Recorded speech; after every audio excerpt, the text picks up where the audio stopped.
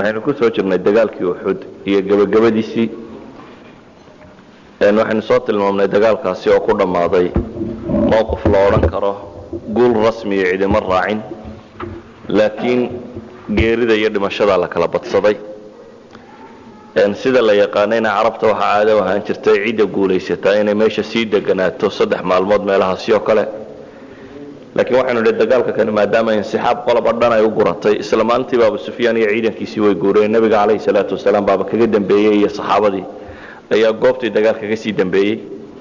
waxay tilmaamaysaa inaanu mowqifkani meel ku gabagaboobin guul darro waxaanu nidhi qisada ku saabsiisan Uxud waxay daris Ilaahay subxaanahu wa ta'ala dadka muslimiinta barayo ولذلك بقى إلا لحدنا يضوض كمدا في سورة آل عمران أي إلهي سبحانه وتعالى قصة سكت عقيبين أيه وحكمة كتشرتي وحياة بدن والله سبحانه وتعالى كت الماميه هذا إنه مركزي ويدار إنه أحد وحي أي شيء وحكم ده إن كستو نبي يسكت عليه الصلاة والسلام إن أنا ama yahuuda madiina degan ha noqoto ama carabta agagaarka degan ha noqoto heybadii islaamku inaanay jabin oo aynu nidhi ghazwatu hamra al-asad baa waxa ugu weyn waxay ahayd in la muujiyo wali in islaamku xoogan yahay raadacadii saxaabadu ay ka daba raadac tageen Abu Sufyaan iyo kooxdiisii haddana waxa muuqata in war badan la isgaarsiiyay oo dhanaya muslimiinta in dad badan laga laayay dhibaato badan inay soo gaadhay taasi waxay keensatay markaa in dad badan hungureeyaan hadday noqoto madiina gudaheeda iyo hadday noqoto dabadeedaba madiina gudaheeda markaynu soo qaadano waxaan tilmaami doonaa qiso iska kooban oo aynu hore uga soo talaabsanay oo dilkii Kacb ibn Ashraf iyo nimankii reer Banu Nadiir halka istaageen waxa yahuuda kamid ahaa madiina degan 3 qabiil bay ahaayeen oo ugu waaweyn qabiil waxaynu soo marnay bacda Badr in la raray qabiilka kale reer Banu Nadiir loo oran jiray waxay deganaayeen iyo Banu Qurayda ba Madiina iyagana midba qaswad dabadeed baa la raray yani Banu Qanuqa Badr dabadeed baa la raray Banu Nadiirna Uhud dabadeed baa la raray Quraydana Khandaq ama Ahzaab dabadeed qisada ninkan hadaynu tilmaamno waxa la yiraahdaa ninka kani asliyan horta isagu waa nin qabiilada Tay ka tirsan ee carbeed waxaanu ahaa la yiraahdaa nin xoolo badan oo macruuf agtooda ka oo aad u qurux badan oo gabay badan asalkiisana aabihi ba tolkii wax ka dilay dabeetana iska soo baxsaday wuxuu yimid Madiina yahuudan reer Banu Nadiir la yiraahdo xilfi wadaag heshiis la galay nin ibn Abi al-Huqayq la yiraahdo inuu arki doono yahuudan nimankii ugu waaweynaa kamid ayuu gabadhiisa guursaday inantiisa ninka markuu inantiisa guursadayna waxay dhashay ninkan la yiraahdo Kacb ibn al-Ashraf Kacbkani markaa waa nin aad u qurux badan baa la yiraahdaa oo gabayaana xagga aabba marka looga abtiriyo qabiilkan carbeed ee Tay la yiraahdo ka tirsan xagga hooyo hadii looga abtiriyana nin reer Banu Nadiir oo yahuudiya markii Badr ay muslimiintu guuleysteen ayuu aqbali kari waayay awlay nimankii carbeed ee Quraysh ee caynkan iyo sidoo tanahaaba maanta san lagu dilay dhulka korkiisa hoostiisa dhaanta geeratan dhaanta bulaha wuxuu kamid ahaa marka dadkii intay Makka qabteen soo qaban qaabiyay dagaalkan Uhudba yani ragii ku soo dhiirigeliyay nimanka carbeed inay dagaalamaan ayuu ahaa waxa la yiraahdaa waa nimankay sababtiis ku soo degtay mufassiriinta qaar yiraahdaan aayaadkii quraanka ilaahay laha alam tara ila alladheena utu nasiban min alkitabi yu'minuna bil jibt wa taghut ويقولون للذين كفروا هؤلاء أهدى من الذين آمنوا سبيلا وحلا إلى هذا قريش مركو تجيبه إلى هرتا هذا ده له كتابه أنك يوم محمد كايجا في عن رسول الله سدودي إذن كاين نسلم كعابدا دامه ترى وقوة إلهي كسود الشيء قرآن كله ويقولون للذين كفروا هؤلاء أهدى من الذين آمنوا سبيلا قوة القت المامي وكمدها Kacb ibn Ashraf isagoo waxa soo rabshada soo sameeyay ayuu haddana Madiina iskaga soo noqday qalcadiisii iska dagay iskaga joogay nabiguna calayhi salaatu wasalaam wuxuu ilaalinaya ballankii uu nimankaas la galay reer Banu Nadiir waxba dhib uma geysan laakiin haddana wuxuu dayn waayey baa la yidhi ceebtiisii kala badatay gabayuu tiriya gabayo uu markaa nisaa'i saxaaba uu wax kaga sheegayo gabayaan ghazalkee dumarka lagu maago oo haweenkii saxaabada uu markaasi wax kaga sheegayo carabkiisa dhibatay maalintii dambe ayuu nabigu wuxuu calayhi salaatu wasalaam man li kacb ibn al-ashraf fa innahu aada allaha wa rasuulah wariya kacb ibn ashraf iga qaabilaya kaasi ilaahay iyo rasuulkiisaba waa dhibaya axad الصaxaaba oo moxamed ibnu maslama la yidhaahdo ayaa wuxuu yidhi ilaahay rasuulkiisiiyow anaa kaa qaabilaya yaa tuxibu an aqtulah ma jeceshay inaan dilabo ninkan ka takhalluso nabigu calayhi salaatu wasalaam nacam buu ku yidhi xadiiskii bukhaari suu sheegaya dil lahaayoo ka takhallus baa la yidhi kaa wuxuu yidhi ilaahay rasuulkiisiiyow haddaba fa'dan li an aquula shaya ii ogolow si aan ninkan uu dhagri karo inaan wax idhaahdo yani adiga iyo diinta iyo waxbaan ka sheegayaa si aan ninkan uu wada xaajoonee taa ii ogolow buu ku yidhi nabigu calayhi salaatu wasalaam nabigu markaasi qul buu ku yidhi dhe waxaad doonayso maxamed ibnu maslama iyo abunaa'ila ninka la yidhaahdo oo ah nimay xagga hooyo maaha radaacada xagga naaska ay walaalo ka ahayeen kacab ibnu al-ashraf islaam baa wada nuujisay iyo 3 saxaabo kale sheegaan culimadu dhowrkaasi saxaabi baa isu kaashaday in ninkan laga takhalluso walaana maxamed ibnu maslama u tagay wuxuu ku yidhi wariya kacab ibnu ashraf in hada الرجل qad sa'alana sadaqa wa innahu qad cannana ninkan maxamed la yidhaahda buu yidhi sadaqa bixiya un buu naleeyahay naftaanu isugu kaya keeno khaati baanu ka joognaa kacab markaa waa halkuu arrinka ka waday ayaa lagala wadaa maxamed buu yidhi khaataanu ka joognaa sadaqa bixisuu noolahaa mu nafta isugu kaya keenay kacab ibnu ashraf baa wuxuu yidhi wallahi latumulanna ilaahay baa ku dhaartay waa xiiqi doontaa waa idin daalinaya nafta isugu kinkeenaya siduu wado moxamed ibnu maslama wuxuu yidhi haana daali laakiin dee ma rabno inaanu markiiba iskaga tagno ilaa iyo bal aanu arrinkiisa hubinno oo meel aanu kaga soo hadhnee niyo waxaan doonayaa inaad waxoogaa ay amaahiso wasaqayn yani waxoogaa raashina inaad ay amaahiso ayaan kaa doonayaa buu leeyahy oo bal ninkaa sadaqadiisa iskaga bixiyo kacb ibn ashraf adigu hadalkii markii la isku fahmay iyo nabiga maagistiisii wuxuu yidhi waa idin amaahinayaa amaah waan ku siinayaa laakiin waxaan doonayaa inaad rahani dhigto shay rahmaadaan u sii haysto maxamed ibnu maslama wuxuu yidhi maxaad doonaysaa inaan kaa rahmo waaye wuxuu yidhi haweenkiina rahmaadiisii siiya haweenkaan haynaya raashinkaan idin sii siinaya warsaanu haweenkayaga kuu rahmanaa buu yidhi adigoo carabba ninkii u qurux badnaaya haweenkugu aamini mayne maxaanu kale rahmaad kuu siinaa wuxuu yidhi waxaan rabaa caruurta haddaba rahmaadii siiya caruurtiina aan hayo maxamed ibnu maslama wuxuu yidhi war caruurtana kuu dhiibi kari mayno dee ilmahaanu maanta rahanaa ceeb aan weligii ka hadhin baa raacaysa waa kii jawaanka lagu rahmaday baa la odhanayaa weligiiba yani waxoogaaga yarberiska ama waxoogaaga raashinkaa ninkii lagu rahmaday ayaa weligiiba la odhanaya kaana dee ilmahaasi waa ceeboobayaa dib u noolaan mayne hubkaanu kaa rahmaynaa buu ku yidhi hubka ayaanu kaa rahmaynaa wuxuu rabaa ninkan marka uu rabo inay dilaan dee iyagoo hubkoodii sitay imanayaan inaanu shakinin dabeetana wuxuu yidhi waxaanu rahmaad kuu siinaynaa hubka ee hubka rahmaad u qaado waayahay buu yidhi waa aqbalaya hubka ii keena waxaa la yidhahdaa abunaa'ile iyo kooxdii kalena siiyoo kale yeeleen waliba waxay dhahdeen dee qolo kale oo dad badan baanu oo ninkana dhibtu waa naga wada haysataa waxoogaagaana wada rahano raashinkaan kuu keenayna wuu aqbalay waxaa la yidhahdaa dhowrkan saxaabi iyagoo wada socda oo hubkoodii sita ayay habeenkii dambe u yimaadeen waana wada sheeganayeen dhammaantood waxay ku yidhaahdeen dee ninkani carabi meel qudhay nagaga wada haysaayo waana la wada colaadiyey oo isaguna naftiibu isugu kaya keeno sadaqa bixiya suu nool ahaabaa naftiina haysataa waxna amaahidaas baa loogu wada yimi habeen baa la yidhaahdaa dayaxu laylatulbadar oo kale iska ah ayaa loo yimi dabeetana meeshiisii baa la yimi markii meeshiisii la yimi ayaa albaa dabadii looga yeedhay wuxuu damcay inuu soo baxo haweentiisii baa shakiday baa la yidhi waxay ku tidhi war codkan aan maqlaya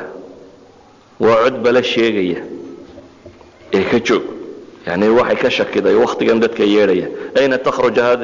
هذه الساعة بيتي أسمع صوتا كأنه يقطر منه الدم وروحت كان حاجة ضبح حسابيتي وحن مغلى يا عض بيكد أيه يعني عض كوقت كان وعض اللي الله يسنى سكيك تشوك بكتري وأقول نامها ومحمد بن مسلمة يعني كي إسلامت النوذ الناس نوتشساء أبو نائل اللورنجري سوى صيفا فأنا ينهى وانتي بوفانا وحيري إن الكريم لو دعي إلى طعنه أجاب ان حتى انك ده كريم كي وانك شرفت له حتى هدي ورن لوgu yeedhayna waa yeelaaye waa baxaya buu yidhi fur waa soo baxay markaasi baa leeyahay isagoo cadar isku soo buufiyo aad udug uga kamkamaya way garanayeen ninkan iyo faanfaankiisa iyo isla weynidiisa marka maxamed ibn muslima wuxuu kula soo heshiiyay saxaabadii la socotay iyo Abu Naila iyo kooxdan waxa lagu soo heshiiyay waxaan iska dhigaynaa sidii wax cadarka urinaya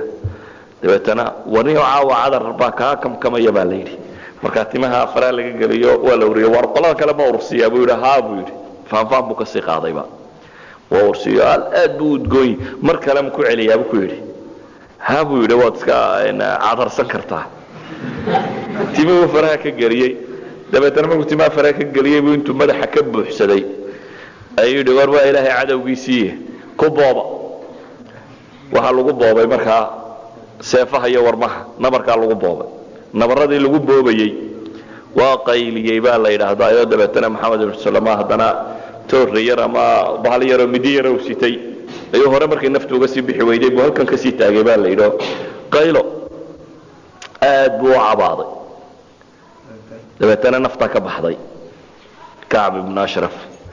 iyagana nabaradii ay ku boobayeen baa nin iyaga kamid ah ayaaba seefihii ku dhaawacmay oo ay nabar ku soo gaarsiiyeen Ka'b ibn Ashrafna saasay kaga takhaluseen walidalik yahuudi mar labaad bay hadana dalbatay inay heshiis kale nabiga la gasho iyagoo baqay markii Ka'bka la dilay waxa soo dhimay waxay dhaceen baa la yiraahdaa Badr dabadeedii laakiin ghazwat Uhud markay tibi waxoogaa aad moodo mushrikiinta carbeed inay soo yara guuleysteen ama de 70 saxaabi inay dileen inkastoo aanay waxba iyagu qabsanin maxaabiisa dagaalkiina si xaasima aanay ugu gabagabaysan waxa bilaabantay magaalada Madiina gudaheedana nuxnuxinay ka bilaabanto saynu dareemi doono magaalada dabadeediina in carabihii joogay ay soo hungureeyaan gaar ahaan waxa la yiraahdaa qabiilkii Banu Asad la oran jiray oo kale is ururis bay bilaabeen isagoo ururinaya in la oran jiray طليحة الأسدي طليحة iyo walaalkii baa la yiri Sulayma labadaas nin qabiilkoodii Bani Asad la oran jiray ay Najd ku ururinayeen iyagoo raba inay dagaal galiyaan طليحة الأسدي waa طليحة ibn Khuwaylid al-Asadi ninkii la oran jiray waa nin fursaanta carab ka tilmaaman buu kamid ahaa yani nimanka ugu dagaal adag carab ayuu kamid ahaa waxaanad ka garan kartaa waana ragii markii hore islaamka sidii dhibay waxoogaa dhibay haddana islaamay haddana ridoobay Ukaash ibn Muhsin saxaabigii la oran jiray waa ninkii dilay haddana mar dambe soo islaamay oo bacda ridda haddana islaamka ku soo noqday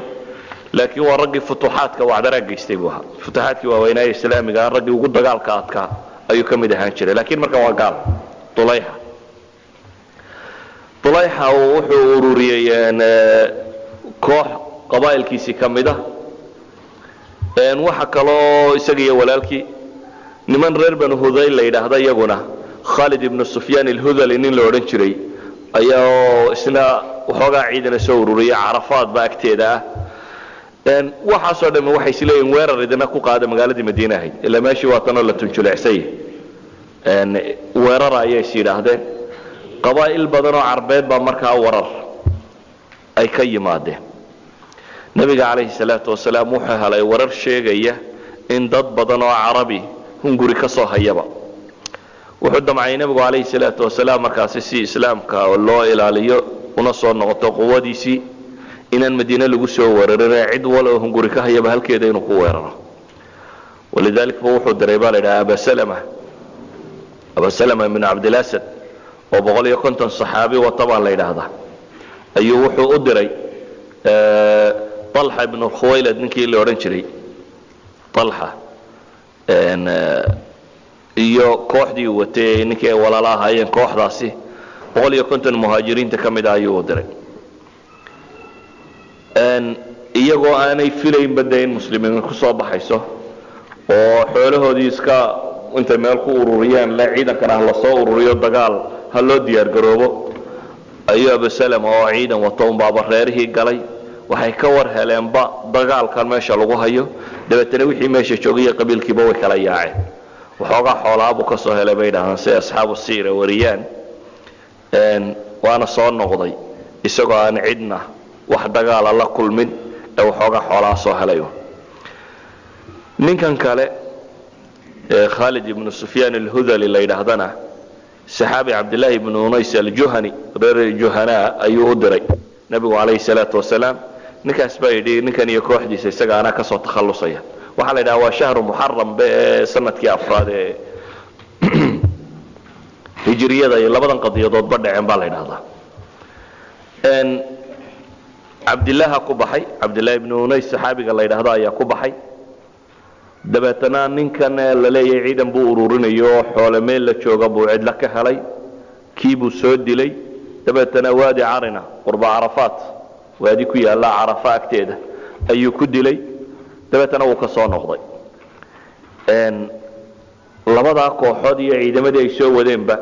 saas baa laga takhalusay Hudayl laakiin waxay tiri weynaynu u aargudnaa ninkeena si la dilay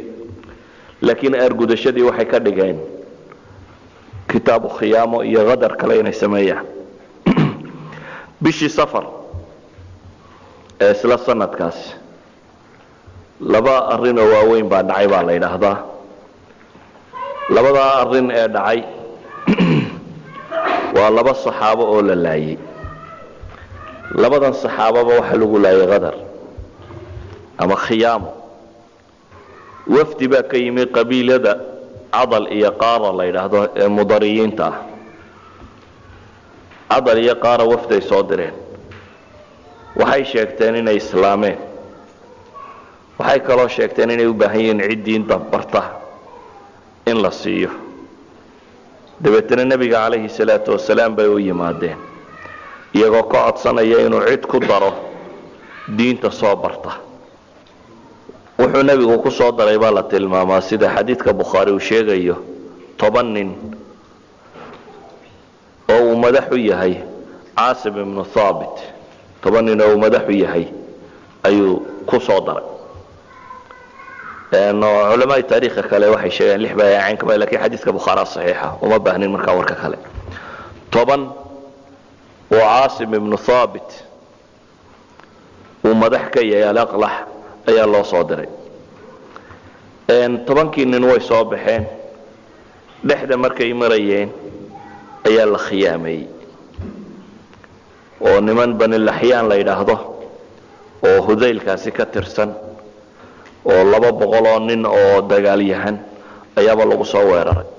nimankana waxa quraal loo soo diray qabiilka kani waxay leeyeen ilaahay rasuulkiisa iyo cilmaan u baahanaya diine nabiguna kamu fariisanay inuu diin dad baro dabeetana 10kii nin loo diray ee loo marka hore ay yiraahdeen culamaanu rabnaa ee culamanimada loogu soo dirayba weerar baa lagu soo qaaday markii weerar lagu soo qaaday ayuu meel sare ka koray saxaabigii la oran jiray Aasim oo 10kiisii wata waxay yiraahdeen markay ay arkeen in aanay hore u yar qaban karin in aan heshiino isdhiiba wax dagaal iyo waxba toona idin ku sameyn mayno Aasim ibn Thabit nin geesiyadii waaweynaa kamid ahaa maalintii Uhudna ragii ugu dagaalka adkaa nimankii dhowrka ahaa ee nabigu sheegay kaleey salaatu wasalaam markuu Khalid safety markuu Ali safety ka warramay nimanku sheegay buu kamid ahaa Aasim ibn Thabit wuxuu yiri war anigu dima galma galabo yiri isma dhiiba gaale ama saan ugu kala kaxay ama way istileynaa laakiin haba yaraatay ma isdhiibayo waana 10 nin wuxuu wataa iyaguna waa 200 oo nin waa la dagaalamay markaasi dagaalkii markuu dhacay waxay dileen Aasim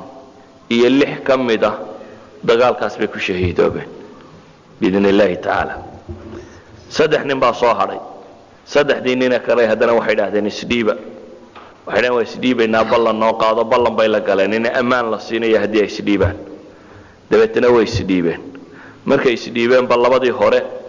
ayay gacmaha qaansada xadhigeedii intay ka soo fureen ayay ku xidheen dabeetana waxaa ninkii saddexaad arkay iyagoo qaansadii raggii kale la xidhxidhayo wuxuu yidhi kaa aa wadaan cabdillahi ibnu tariq ninkii la odhan jiray waa qadarkii koowaad ee aad samaysaan waa khiyaamadii labaad ee aad samaysaan waa diiday dabeetana inuu isdhiibo waa dagaalamay isna inuu raaco uu diiday isna way ka takhalluseen waxay markaa maxbuusnimo u hayaan khubayb ibnu cadiy iyo zayd ibnu dathina labadaa nin ayaa maxbuusnimo loo soo qabsaday labadii nin ay maxbuusnimada u soo qabsadeen bay soo qaateen 8 kale saxaabina way dileen labadii ay maxbuusnimada u soo qaateen waxaa maqashay quraysh dabeetana quraysh baa soo raadsatay iyana waa la soo doonteen maka ayay la yimaadeen iyagoo le laba nin baanu idiin haynaa inaga iibsadaan oo raggii waaweynaaye laydinka dilay u dila bedel raggii laydinkaga dilay ugu arguda labadii nin khubayb ibnu cadiy waxaa iibsaday reer banu xaarith alxaarith ibnu caamir ibnu nofal waxa uu ka mid ahaa raggii beder lagu dilay waliba waxaa loo tirayaa in khubaybkani dilay calaa kulli xaal khubayb ibnu cadiy qoladaasa waxay dhaaheen maalintii beder aabahaya ninkaasi waa dilay annaga ayaa maxbuusnimo u iibsanay maxbuusnimo ayay u haysteen ninkii kalena safwan ibnu umayat ibnu alkhalf oo isna lagu dilay beder ayaa yidhi annaka kale aabbahay baanu ugu dilayaa iga iibiya labada reer baa laga iibiyey waxaa la yidhaha khubayb ibnu cadiy oo maxbuus ah oo muddo la hayay ayaa markii dambe waxay isku raaceen reerkii hayay in la dilo laakiin waxaa la isku raacay in lagala baxo xaramka aan wax lagu diline tanciim in lala tago halkaasi lagu soo dilo isagoo xidhan ayaa waxaa la yidhi wuxuu gabadhii waagteeda ku xidhnaaba wuxuu weydiistay muus uu kusii xiirxiirto dabeetana muuskii bay siisay muuski waa mididii isagoo haysta ayaa ilmo yaroo ay dhashay oo ayuunbaa soo cararay unuu isaga yimi gabadhii way naxday markaa dee ninkan dil baa loo sii wadaa hal wiiloo kalena isagoo middo haysta buu u yimi deeta waxay tidhi ka yar kalena isna wuu birayn doonaa way naxday way gariirtay wuxuu ku yidhi ma waxaad ka cabsi qabtaa inaan ilmahan yar dilo ma dilaya buu yidhi kan yaree ilmaha yarka haysta waxay odhan jirtay maan arag bay tidhi weli maxbuus ka khayr badan kaas ilmihiina kamuu dilin intanuu maxbuuska ahaa waxaan kaloo arki jiray bay leedahay isagoo canab iyadoo aan makaba maalmahaasi canab oolin midhaba aanay oolin isagoo canab cunaya yani min karaamaatihi bay ka mid ahayd baa la yidhaha ilaahi subxaana wa tacaala isagoo maxbuusoo saan ugu xidhan ayuu arsaaqi u iman jirtay aan ahayn baa la yidhaha wixii lagu cuni jiray maka way soo saareen calaa kulli xaal waxaanay u soo saareen dabadda iyagoo raba inay dilaan wuxuu ku yidhi intaydan i dilin ii ogolaada inaan 2 ragcadood tukado oo ku ogollay baa la yidhi 2 ragcadood wuu istaagay quraysh oo markaa rabtay in la dilo dumar iyo carruur iyo wixiiba soo buuqeen baa meesha wada taagan baa joogta dabeetana 2 ragcadood oo sunnaa buu tukaday xadiidka saxiixay tilmaamaysa oo ninkii ugu horreeyay jideeya cinda alqatl marka la dilayo qofku inuu 2 ragcadood oo sunnaa tukado markuu dhammaystayna wuxuu ku yidhi lawlaa an taraw ana maa bi jazac min almowt lazidtu haddaanan ka cabsi qabin buu yidhi inaa u aragtaan salaadan aan tukanayo baqe iyo nolosha ku dheerayso buu u tukanayaa haddaa aanan islahayn way u arkayaan salaad dheer baan tukan lahaa buu yidhi laakiin waxaan usoo khafiifiyey waxaan sidhi waxay moodi doonaan inaad geerida ka cabsoonayso kadib ayuu intuu xoogaa habaara ku yidhi allahuma axsihim cadada waqtulhum badada iyo bidada labadaba waa la soo ururiyey walaa tubqi minhum axada intuu yidhi ayuu gabay tiriyey gabay macruuf oo dheer oo laqad ajmaca alaxzaabu xawlii waallabuu gabayga markaa waxaa ku jiray baydad ay ka mid tahay maa ubaalii xiina uqtalu muslima calaa ayi shaqin kana lilahi masraci iyo calaa ayi shaqin kana fi llahi madjaci labadaba waa la soo arooraya wadalika fi dati lilahi wain yasha yubaarik calaa awsaali shilwi mumazaci gabay buu tirinayay uu leeyahay uma aabba yeelayo mar haddii islaamnimo anoo muslima lay dilayo labada dhinac dhankan dhulka ugu horaysiya waa isugu kaymid uu leeyahay mar haddii ilaahay dartii lay dilayo ilaahay hadduu doonana hilib la googooyo la kala tuuray ayuu barakeeyaa yani isagoo gabay tirinaya markaasi uu ku tilmaamayo inaanu geeridana ka baqaynin danna ka lahayn islaamnimo mar hadduu u dhimanayo gabayga waxaa ka mid ah waqad khayaruuna alkufra waalmawta duunahu waxay kala doorisiiyeen gaalnimo iyo geeri ka sokaysa marka waxaan doortay buu leeyahay geerida ka sokaysa gabay runtii aad u fiican ayuu tiriyay saxaabiga kani riwaayadka qaarkood waxay tilmaamaan abu sufyaan baa markaa su-aal weydiiyey uu leeyahay ma jeceshahay maanta in maxamed lagugu bedelo maxamed in lagugu bedelo ma jeclaan lahay yani halkan aad ku jirto in maanta maxamed ku jiro nabi maxamed calayhi salaatu wasalaam buu sheegaya oo adiguna aad xor tahay ee muxamedna halka lagu hayo sidaa ma jeclaan lahay dabeetana wuxuu ku yidhi in aniga halka laygu bedelo daaye ma jeclaadeen buu leeyahay isagoo gurigiisii jooga in qodaxi muddo oo aana laysii daayo yani nabigu calayhi salaatu wasalaam in qodaxi muddo ayaana raalli ka ahaadeen adnaha lagu sii daayay isna qodaxa lagu mudo haddii la yidhaahdo waxaan dooran lahaa buu leeyahay in aniga lay dilo isagana aanay maxay qodaxdu mudin taas baan dooran lahaa buu leeyahay markaas bay dileen dabeetana way salbiyeen intay dileen ayay haddana saliibka u xidheen saliibku waa macatab oo kale qofka in loo xidho la deldelo yani inta la dilay inaan la aasino qure in la deldelo oo deldelista lagaga tago si dadka ka dambeeya ugu yani dhimashadiisii baa lagu rabaa in dad lagu baqageliya macaynkana saasay kaga tageen zayd ibnu dathina ninkii la odhan jiray kale la socday isaga safwan ibnu umaya baa isna iibsaday isna wuxuu u dilay aabihii riwaayadka qaarkoodna waxay tilmaamayaan waa zayd ibnu dathina ninkan la weydiinayey ee lalahaa ma jeceshahay in unshuduka billahi ya zayd atuxibu ana muxamadan alana cindana makanak tadrab cunuqa waanta fi ahlik ee lahaa wallahi ma uxibu ana muxamadan alana fi makanihi aladi huwa fihi tusiibuhu shawka tuudiihi waana jaalisu fi ahli si kastaba noqotay waxaa la yidhahdaa abu sufyaan wuxuu yidhi weligay maan arag buu yidhi duul nin asxaabtiisu ay u jeceshay siday maxamed u jecel yihiin weligay wax la mida ma arag buu leeyahay nimankan yani siday maxamed u jecel yihiin cid ay u jecel yihiin nin ciidankiisu sidanay u jecel yihiin maan arag buu leeyahay maxamed mooyaane markay qadiyadda tani dhacday kadib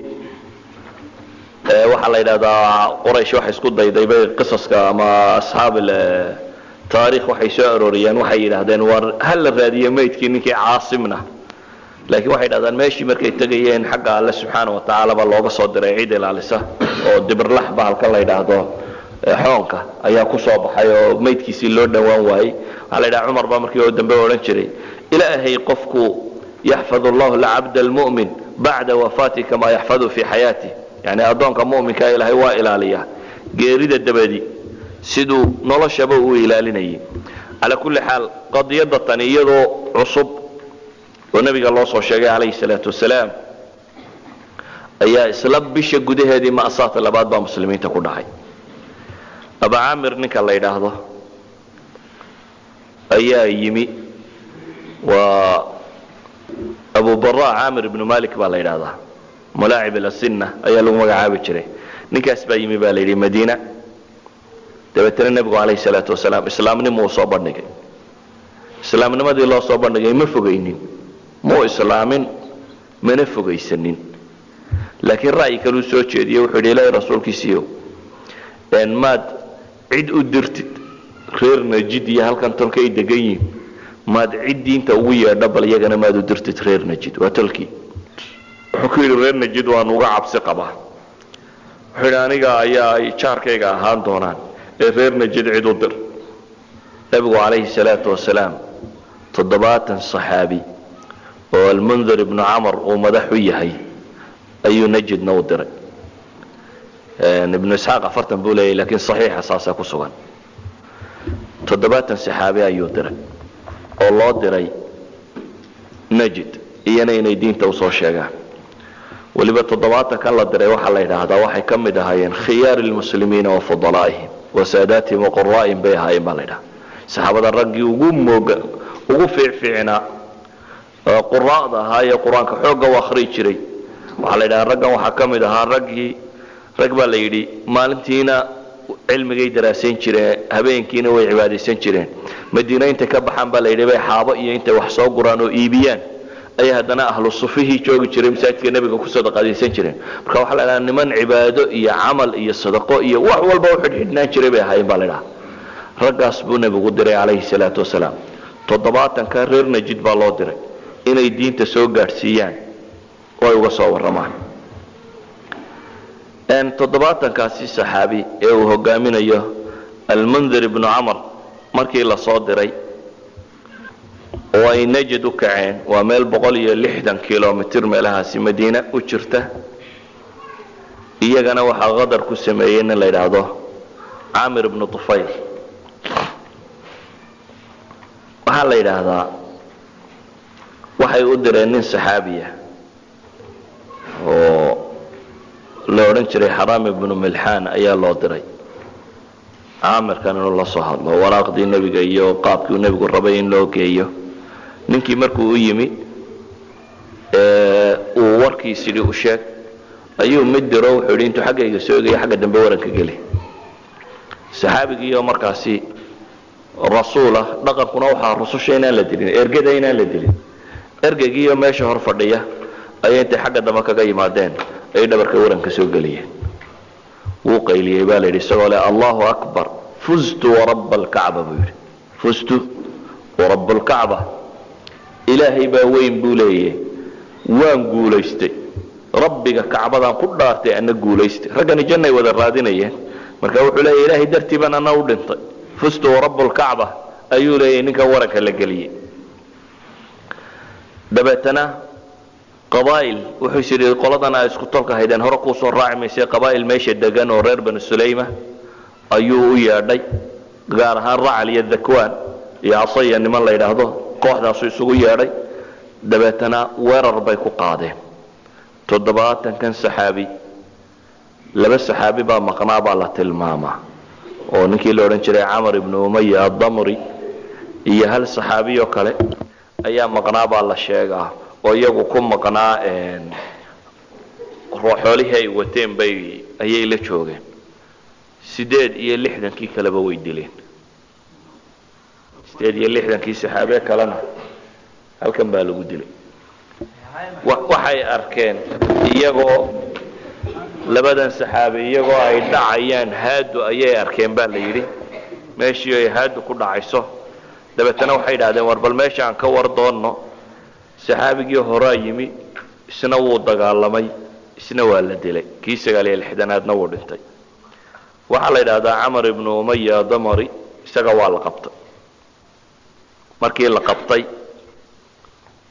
isagana maxbuusnimo loo hayo ayaa nimanka nin ka mid ah wariyaa tahay baa la yidhi wuxuu sheegtay cidii u ahaa markay arkeen ay dhaawaan ninkan qabiilkan iyo nin diline mid iyaga ka mid ah wuxuu yidhi hooyaday baa lagu lahaa raqaba in la xoreeyo intuu madaxa ka jaray timaa ayuu yidhi soo adiga waa ku xoreynay saxaabigaasoo qura ayaa ka soo baxay meel dhaxuu iska soo maray dhexda markuu marayay ayuu isna qolo la kulmay labadii qolada laba nin oo buu la kulmay labada nin wuxuu yiri waa qoladii bay ka tirsayin labadii buu isna sii dilay dabeetana uu soo dhaafay culimada taariikh kooxu soo laalaayay bay sheegaan qaarkood yani ahlu siyarka qaar ka mid ilaa 7 iyo wax bay sheegaan 9 iyo meelaha kolba meel ku gabanayo kolba koox leynayo gaadayo aakhirkii uu yimi laakiin hadal ya dhamaan labada nin ee uu soo dilay waxay ahaayeen qolo nabiga calayhi salaatu wasalaam heshiis la gashay oo xilfi wadaagay soo wada galeen idan cid mucaahada laba ka mid ah oo uu moodayo inay ka mid yihiin qoladii gaaleed ayuu isna soo dilay marka ay qadiyadaasi timina wuxuu nabigu yidhi calayhi salaatu wasalaam labadaasi iyaga waan ka bixinayaa magtoodii waan bixinayaa haddaynu u fiirsano labadan qiso ee dambe waxa ay sheegayaan islaamku inaanu ku faafin dhul nabada iyo wax sheego saxaabaduna inaanay u dhimanayn oo qura dagaal inay galaan iyadoo dhulkaa khatarta la joogo oo saa la isu gumaadayo ayaa haddana loo baxayay dacwo nebiguna calayhi salaatu wasalaam muu lahayn oo keliya meelaha khatar ba ku jirta ama waa caynkanoo cidna u diri maayo iyadoo waxaasoo dhibi muuqdaan ayuu nebigu calayhi salaatu wasalaam dacwaadkaasi diray wax kaloo meesha ku jirto aad arki doontaan ma meesha inooga wada muuqata dadka diinta wada iyo dacwada in ay dhici karto in la khiyaameeyo maadaama nebi moxamed ba calayhi salaatu wasalaam inta la yidhaahdo ciidan noo soo diro oo diin baanu sheegaynaa waa kan la gowracayay inay dhici karto waxa kane idan iyadoo waxaas oo dhibi taallo ayay dadkani islaamka faafinayeen diinta sheegayeen meel aan loogaga gabanaynin waranka marka la geliyana ay lahaayeen fustu warabba alkacba isagoo waranku gelayo ayuu u arkayay inuu guulaystay intan kadib nebigu calayhi salaatu wasalaam wuxuu isku dayey in uu beder sanadkii kale dagaalkii loo ballamay waataynu nihi waxaa lagu ballamay sanadka soo socda abu sufyaan iyo nebigu calayhi salaatu wasalaam uxud markii la joogay sanadka dambe iyo inoo beder weeyaan baa la yidhi nebigu calayhi salaatu wasalaam waxaa la yidhahaa ciidan 1500 gaadhaya ayuu soo saaray oo 10 faras meelaha wata oo cali ibn abi aalib uu wato isagoo raba inuu ka hortago ciidankii abu sufyaan iyo kooxdiisa ay ku soo ballameen abu sufyaan iyo ciidankiisiina way soo baxeen ilaa 2500 oo nin isagoo wata laakiin abu sufyaan uu ka cabsaday inuu muslimiinta mar kale la kulmo meel dhexe markuu marayay ayuu dabeetana dib u isaga soo noqday dagaalkaasi muu dhicin nabiga calayhi salaatu wasalaam markii la soo gaadhsiiyey wararkii ay u yimaadeen sheegayay labadan kooxood ee saxaabadee laga dilay wuxuu bilaabay inuu qabaa'ilkaasi habaaro oo ku habaaro waliba salaada gudaheeda saa axaadiista saxiixi ku soo arortay 30 maalmood ayuu salaada subax nabigu calayhi salaatu wasalaam ricl iyo dakwaan iyo laxyaan iyo cusaya waa qabaa'ilkii labada kooxood dilay ayuu nabigu calayhi salaatu wasalaam ku habaarayay salaada gudaheeda 30 maalmood ayuu ku habaarayay waana qunuudkuba halku ka bilaabmay bay culimadu yidhaahdaan qunuudkan la qunuudo salaada subax waxay ku timi baa la yidhaahdaa masaladaasi ah in uu habaaro qolyahaasi oo salaada gudaheeda uu ku habaaro isagoo ilaahay weydiisanaya inuu kuwaasi laayo ama mariyo ilaa iyo bay saxaabadu sheegaan in qur-aan ka soo degay nimanka kan qur-aankaasina markii dambe la nasakhay macnihiisuna uu sheegayay baliquu cana qawmana ana laqiina rabbana faradiya cana waradina canhu markaas nusuustaasi soo degtay ayuu nebigu calayhi salaatu wasalaam joojiyey habaarkii uu habaarayay qolyaha kana isla sanadkan wakhtiyada tan ama sanadkan afraad ee lagu jiro waxaa soo degay tashriicii khamriga joojinayay khamrada sharcigii joojinayay ayaa soo degay baa la yidhaahdaa siduu balaadari sheegayo oo yani nusuus qur'aana oo sheegaysa inuu khamrigu mamnuuc yahay iyadoo khamriga markii hore la cabi jiray oo masmuux ahaa haddana qur-aan uu soo degay laleeyahay waktiga salaada ku jirtaan idinkoo sakhraansan ha cabina laa taqrabu salaata waantum sukara xataa taclamu ma taquuluun la yidhi ilaa ayaa ka garanaysaan waxaa ku hadlaysaan salaada ha tukanina kadibna waxaa soo degay nusuus qur'aana oo sheegaysa inaan loo dhowaanin dabeetana saxaabadu way aqbaleen waanay fuliyeen waxaana la amray in la burburiyo xataa weelkii lagu samayn jiray weelashii oo dhanna waa la burburiyey magaalada madiinana muddo aada u badan baa la yidhaahdaa ayaa qurmuunkii khamriga wadooyinka la qubay uu ka urayay oo uu yaalay waxaana lagu joojiyey aayad qur-aana وإلهي إليه سبحانه وتعالى إنما الخمر والميسر والأنصاب يعني آيات كلية سودكتي ولا لا يكتغى دبتنا ويكتغى وقضية رمتي قضايا تربوية وبا هندتكو إني دراسة بدن وياشان بني آدم كوحا وحكي علين كرا والضمائر تسي قلبي سوحا كجرا أسكرت يا قانونك وحبا عليا أسكرت يا قانونك ده يقوم باتسكي إيجيس maalinta aan maxkamad lagu geyn karin ama aanu askarigu ku arki karin waxaan waad samaynaysaa dabigu doonaba ha ahaadee laakiin waxaad rumaysan tahay in ilaahay subxaana wa tacaala ku taalacanayo oo iimaanu qofka ka joojiyo ayuunbaa joogsada walidalik dunidu in badan ba isku dayda in khamriga la joojiyo xataa dawladahan maanta dunida xoogga u sheeganaya maraykanka iyo nooca kane qawaaniin badan bay soo saareen ay khamri ku joojinayaan laakiin may suurtagelin markii loo taag waayey tamar darri daraaddeed unbaa loo fasaxay khamriga maanta dunida looma cabo inuu yahay wax caafimaad ku jiro ama khayr ku jiro ee waa tamar darri waa la mamnuuci kari waayo wax kasta oo la mamnuucana noocan unbay aakhirka ku dambeeya idan haddii la rabo waxa xun oo dhan in la joojiyo waa in dadka iimaankooda wax laga bedelaa oo qulubtooda wax iska bedelo dadka ilaahay lagu xidhaa dadku marka ilaahay ku xidhmaan waxa xun iyaga ka tegaya qaad iyo khamr iyo sigaar iyo qurun oo dhan iyaga dhaafaya laakiin qaanuun la yidhaahdo waa la xidhxidhaya ama waa la qabqabanaya inta badan dadku kuma daayaan waxaas isla waxaa la yidhahdaa sanawaadkan waxaa soo degay nusuustii xijaabka waajib yeelaysay ee haweenku inay xijaabka qaataanna sanadkan ayuu iyana soo degay baa lagu tilmaamaa markaynu intaa kusoo koobno waxyaabihii sanadka soo degay waxaynu kaloo tilmaami karnaa ghaswo kooban iyana oo ah ghaswadii reer banu nadiir dagaalkii lala galay reer banu nadiir dhowr sababoodba waa la sheegaa sababtii dagaalkooda keentay laakiin haddaan iska soo koobnayana iyadoo koobanuun aynu sheegno waxa ugu weyni wuxuu yahay laba sababood baa la sheegaa waxaa ka mid a labadaas sababood labadii nin ee uu soo dilay ee saxaabiga kan u dambeeyey ayuu ula tegay magtoodii inay la bixiyaan waayo heshiisyadii madiine waxaa ka mid ahaa in waxaasi la wada bixiyo dabeetana magtii buu ula tegay nebigu calayhi salaatu wasalaam inay la bixiyaan reer banu nadiir iyaguna waxay isku dayeen in fursad baa jirtay waa tan carabtii kalaba saxaabadiisii laysay rajiic lagu laayay 10 nin bi'r macuuna 7-aneeyada yani 69 nin kusoo dhinteen waxay yidhaahdeen inana haddaynu jaanis heleen ka gaadhsiino inana isaga baan ka takhallus nabiga calayhi salaatu wasalaam aan isaga laftiisa ka takhallusno waxaa la yidhaha nebigu wuu yimi isagoo weydiisanayeen qadiyadaasi laga taageero dabeetana waxay dhaheen waa hadal fiican soo fadhiso meel baa la fadhiisiiyey intuu meeshii fadhiyey baa nin la diray waxaa la yidhi camar ibnu jaxaash nin la yidhaahdo war kor xagga sare kor dabeetana rixaagan weyne wax lagu daqiijiyo dusha kaga soo hayna dhaafo ha dhintee riwaayaadka taariikhdu say sheegayaan ilaahay baa markaa u soo waxyooday nabiga calayhi salaatu wasalaam waa ilaahay baa u ballan qaaday isaga in la ilaalinayo inay damacsayiin inay wax kan ku sameeyaan wuu kacay sidii wax baxayo kale dabada uga baxay dabeetana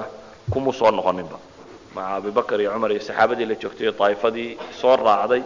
cidna wuu sheegina wuu yara kacay uun sidii wax dabada u yara baxayo kale dabeetana wuu dhaqaajiyey nebigu calayhi salaatu wasalaam kuma soo noqonin wuxuu ku soo noqday isagoo markaa ciidan wata محمد بن سلمة ninkii la oran jiray uu hogaaminayo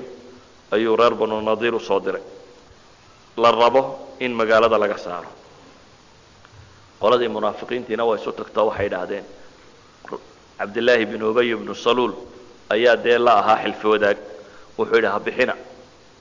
anaa idin gargaaraya aniga isku kay haleeya haddii la idin saarana waa idin la baxaya haddii aad dagaalantaanna waa idin la dagaalamaya وكا إلهي القرآن كورمي لئن أخرجتم لنخرجن معكم ولا نطيع فيكم أحدا أبدا وإن قتلتم لننصرنكم والله يشهد إنهم لكاذبون آيات كسوى أنك الله كورمي سبحانه وتعالى markay maqleen warkii ninkaasna way sadkeeyeen waxay dhahdeen ma baxayno nabigu wuxuu ku yiri iga guura magaalada ka taga dabeetana ninkan baa waru diro yiri dagaalamaysaana ay isdhiibino ha ka guurina magaalada ana idin la celinaya waxe markaasay dhahdeen waa ma baxayno waa dagaalamayna markaasuu nabigu calayhi salaatu wasalaam ciidan keenay dabeetana wuxuu ka qabtay square ayaa muddo laga hayay markii uu arkay inay isdhiibayaanna cabdillaahi ibnu ubay baa haddana soo cararo wuxuu yidhi ilaahay rasuulkiisiiyow nimanka kani waa nimankii caynkana saan waxii tara caynkane halay sii daayo wuu ku celceliyey nebiguna waa diiday akhiiran markuu sii dayn waayey buu nebigu calayhi salaatu wasalaam iska sii daayay nimanka kan waxaa lagula heshiiyey akhiiran in ay ka guuraan magaalada oo ay ka baxaan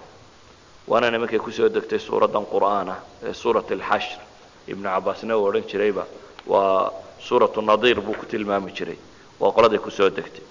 sabaxa lilahi ma fi samaawaati wama fi lardi wahuwa alcaziizu alxakiim huwa aladii akhraja aladiina kafaruu min ahli lkitaabi min diyaarihim liawali alxashr ma danantum an yakhrujuu wadanuu anahu maanicathm xusunuhum min allah faataahum allahu min xayثu lam yaxtasibuu waqadafa fii quluubihim الrucb yukhribuuna buyuutahum biaydihim waaydi اlmu'miniin faاctabiruu ya uli labsaar ilaa iyo aayaadka tirada badan leh suuraddan ka mida oo ilaahay subxaana wa tacaala nimankan iyo dagaalkooda ku tilmaamayo in alle uu bixiyey waxaana ay moodayeen ba alla yidhi subxaana wa tacaala haddaad u fiirsato qisadooda iyo yuhuudda maanta joogta aad bay isugu dhadhowday waayo aayaadkan qur-aana ilaahay wuxuu ku tilmaamayaa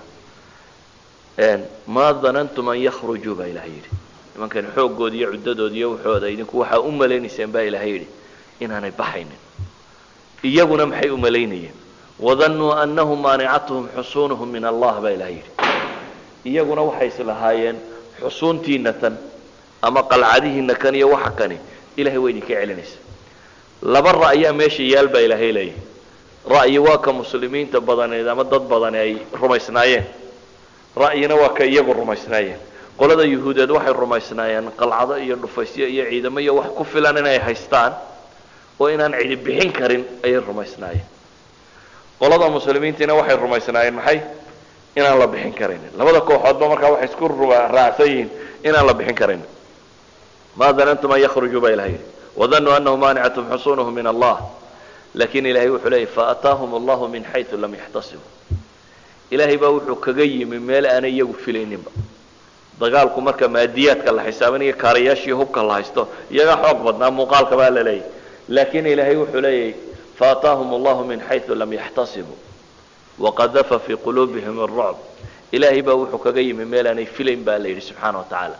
qalbiyadoodaa baqa alla geliyey baa ilahay yidhi subxaana wa tacaala idan duulka alla jebinayo isagaa yaqaana si uu jebiyo yani ilaahay subxaana wa tacaala cid markuu jebinayo si fudud bay u jabaan kooxda tanna waa la saaray yuhuud markaa waxaa ku hadhay koox qura ayaa ku hadhay magaalada madiina oo iyagu ilaa hadda ogol inay ilaaliyaan heshiisyadii ay la galeen waa nimanka reer banu qurayda la yidhaahdo intii kalena waa laga saaray magaalada madiina waxaanay u ekaatay markii uu saaray nebigu calayhi salaatu wasalaam ciidamadaasi waxoogaaga ah ee qabaa'ilkii yararaa lagu saarsaaray in la jebiyey fikraddii koowaad ee ahayd in madiina dib loogu duulo laakiin nebigu calayhi salaatu wasalaam weli kamu hadhin ee ciidamada badan oo kale ayuu haddana diyaariyey oo ghaswatu bani lmustaliq iyo ghazawaad kale ayuu nebigu diyaarinayay calayhi salaatu wasalaam maanta halkaas baynu ku joojinaynaa wallahu aclam